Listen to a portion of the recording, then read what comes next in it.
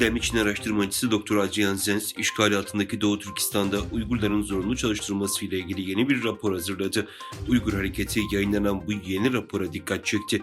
Dr. Adrian Zenz, cezai çalışmada yenilikçilik, Sincan Uygur Özerk Bölgesi'nde yeniden eğitim, zorla çalıştırma ve zorlayıcı sosyal entegrasyon başlıklı yeni bir rapor kaleme aldı. Saygın bir akademik dergide yayınlanan bu rapor, Çin Komünist Partisi'nin zorla çalıştırma ve yeniden eğitim kullanımıyla Doğu Türkistan'daki Uygur nüfusunu kontrol etmek ve asimile etmek için kullanılan yöntemlerin evrimi hakkında bir analiz sunuyor. Rapor, Çin'in Doğu Türkistan'da mesleki beceri eğitim ve öğretim merkezleri de dahil olmak üzere yeniden eğitim ve zorla çalıştırma konusundaki yaklaşımını vurguluyor. Çalışmayı yeniden eğitimle harmanlayan önceki iş gücü reformlarından farklı olarak mesleki beceri eğitim ve öğretim merkezleri kapsamlı yeniden eğitime ve ardından hapishane dışı işlere kademeli geçişe odaklanıyor. Bu yaklaşım Çin Komünist Partisi'nin ekonomik sürdürülebilirliği temel bir unsur olarak vurgulayarak Uygurları ve diğer Türk etnik gruplarını asimile etme ve Pekin'in sosyal yapısına zorla entegre etme hedefine hizmet ediyor.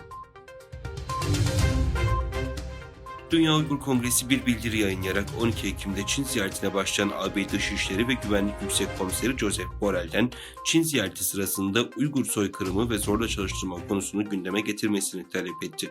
Açıklamaya göre Yüksek Komiser Josep Borrell'in ziyareti, Uygur soykırımı hakkında konuşması ve Çin hükümetinin Uygurlara karşı kullandığı devlet destekli zorunlu çalıştırma konusunu gündeme getirmesi için önemli bir fırsat. Josep Borrell'in Çin ziyareti bu yıl Nisan ve Temmuz aylarında 2 kez ertelenmişti.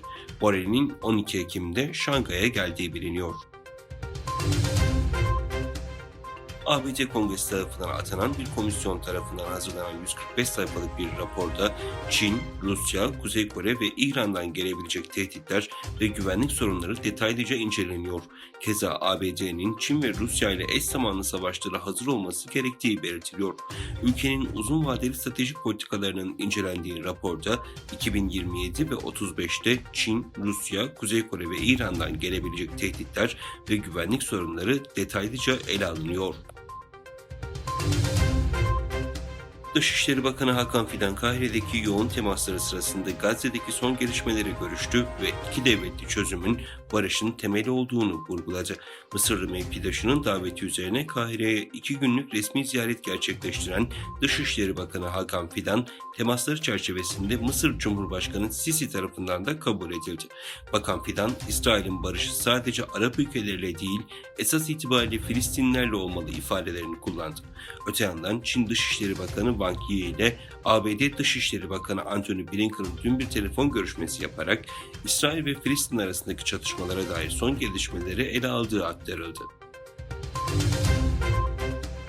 ABD, Kuzey Kore'nin Rusya'ya 1000 konteyner askeri teçhizat ve mühimmat gönderdiğini öne sürdü.